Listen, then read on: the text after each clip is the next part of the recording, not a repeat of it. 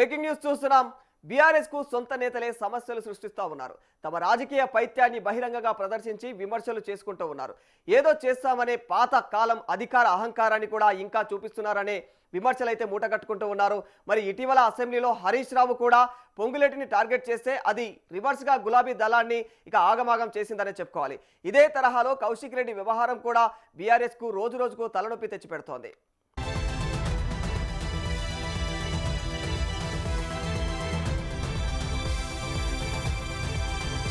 కౌశిక్ రెడ్డి కాంగ్రెస్ నుంచి బీఆర్ఎస్ కు చేరి ఎమ్మెల్యేగా గెలిచిన తర్వాత జరిగినటువంటి ఘటనల వల్ల పార్టీకి లాభం కంటే నష్టమే ఎక్కువ అని చెప్పుకోవాలి. దూకుడు ఆవేశం తప్పు కాదు, కానీ ఎక్కడ వాడాలో తెలియకపోవడం అయితే ముప్పు. ఇక తెలంగాణ రాజకీయాల్లో హుజురాబాద్ బీఆర్ఎస్ ఎమ్మెల్యే పాడి కౌశిక్ రెడ్డి తీరు దుమారం రేపుతోంది. ఇక 2025లో కరీంనగర్ ఏదైతే కలెక్టరేట్లో జరిగినటువంటి జిల్లా స్థాయి సమావేశంలో జగిత్యాల ఎమ్మెల్యే సంజయ్ మాట్లాడుతుండగా ఇక నువ్వు ఏ పార్టీ ఎమ్మెల్యే అని చెప్పేసి ఆయన మాట్లాడడం అయితే ఇక మధ్యలో ఆయన కౌశిక్ రెడ్డి ఆ విధంగా జోక్యం చేసుకోవడం అయితే ఇక సంజయ్తో ఇక బాహాబాయికి కూడా దిగడం కూడా చాలా వివాదాన్ని రేపింది. మరి తనపైన కౌశిక్ రెడ్డి దాడి చేశారంటూ కూడా ఎమ్మెల్యే సంజయ్ ఇచ్చినటువంటి ఫిర్యాదు ఏదైతే ఉందో దాంతో పోలీసులు కేసు నమోదు చేసి ఇక కరీంనగర్ పోలీసులు ఇక హైదరాబాద్ వచ్చి మరి కౌశిక్ రెడ్డిని అయితే బలవంతంగా అరెస్టు చేసి కరీంనగర్ స్టేషన్కు తరలించారు.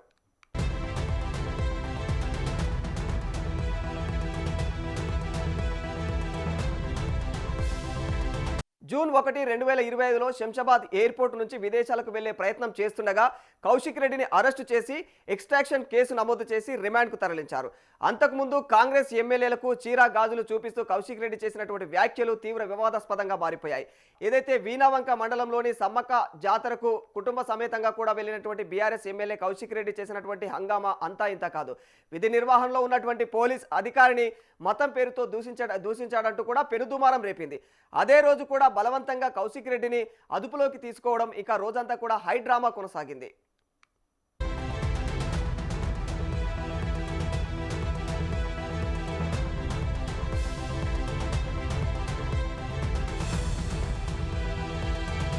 ఆవేశంలో మాట్లాడాను, కావాలని మతం పేరుతో పోలీస్ అధికారిని దూషించలేదంటూ కూడా క్షమాపణలు కోరుతూ మరుసటి రోజు వీడియో విడుదల చేయడంతో కాస్త ఆ వివాదం అయితే ఇక తాత్కాలికంగా సద్దుమణిగిందని చెప్పుకోవాలి. ఆ రోజు మరి ఇలా ఒకటేమిటి, హుజురాబాద్ గడిచిన ఎన్నికల సమయంలో కూడా కౌశిక్ రెడ్డి ఓట్లు అభ్యర్థించిన తీరు, కుటుంబ సమేతంగా కూడా విడుదల చేసినటువంటి వీడియోలు రాజకీయంగా వివాదాలను తెచ్చిపెట్టాయని చెప్పుకోవాలి. ఇక ఏదైతే బీఆర్ఎస్ నుంచి కాంగ్రెస్ కు పార్టీ మారిన ఎమ్మెల్యేలు అరికపూడి గాంధీ ఇక దానం నాగేంద్ర పైన కూడా ఆయన కౌశిక్ చేసినటువంటి వ్యాఖ్యలపైన అంతే స్థాయిలో కూడా వాళ్ళు స్పందించిన విధానం అయితే తిరిగి కౌశిక్ మెడకే చుట్టుకున్నాయని చెప్పుకోవాలి.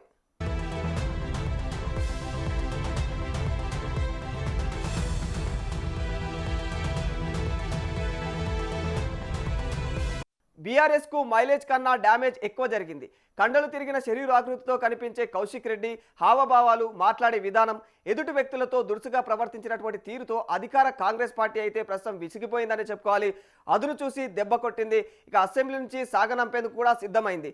అయితే బీఆర్ఎస్ మాత్రం తమ పార్టీ ఎమ్మెల్యే కౌశిక్ రెడ్డి దూకుడుతో పార్టీకి డ్యామేజ్ జరుగుతుందో, మైలేజ్ వస్తుందో అర్థం కాని అయోమయంలో కనిపిస్తూ ఉంది. సమర్థిస్తే పరువు పోతుంది, ఇక వెనుకోసుకొస్తే జనం నవ్వుతారేమో అనే ఆలోచనలు కూడా ఉన్నట్లు తెలుస్తోంది.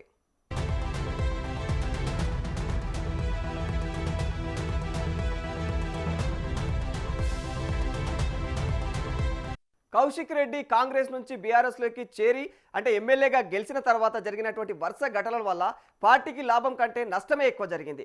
దూకుడు తప్పు కాదు, ఆవేశము తప్పు కాదు, కానీ ఎక్కడ వాడాలో తెలియకపోవడం అయితే ఖచ్చితంగా అది అతిపెద్ద ముప్పు అవుతుంది. ఎమ్మెల్యే పాడి కౌశిక్ రెడ్డి విషయంలో కూడా అదే జరుగుతుందంటున్నారు రాజకీయ విశ్లేషకులు. విమర్శించడం, దాడి చేయడం, అరెస్ట్ అవ్వడం, నోరు జారడం, క్షమాపణలు చెప్పడం ఇలా కౌశిక్ రెడ్డికి గత కొంతకాలంగా అలవాటైపోయింది. ఈసారి అసెంబ్లీలో కడియంపై సైగలు చేసి అడ్డంగా దొరికేశాడంటున్న అధికార పార్టీ భవిష్యత్తులో మరెవరూ కూడా ఇలా మాట్లాడకుండా చేస్తామంటూ చెప్పి మరి వేటు వేసేందుకు కూడా సిద్ధమైంది.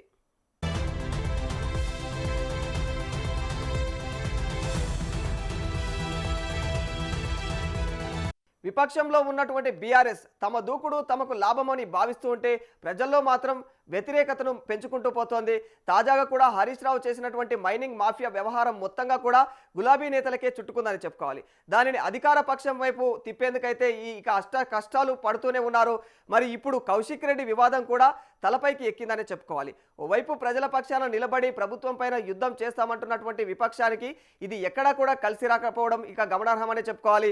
ఈ నేతల యొక్క తీరు చూస్తూ ఉంటే అటు గులాబీ బాస్ కూడా అయోమయానికి లోనవుతున్నట్లుగా అయితే పార్టీ వర్గాల్లో చర్చలు జరుగుతూ ఉన్నాయి.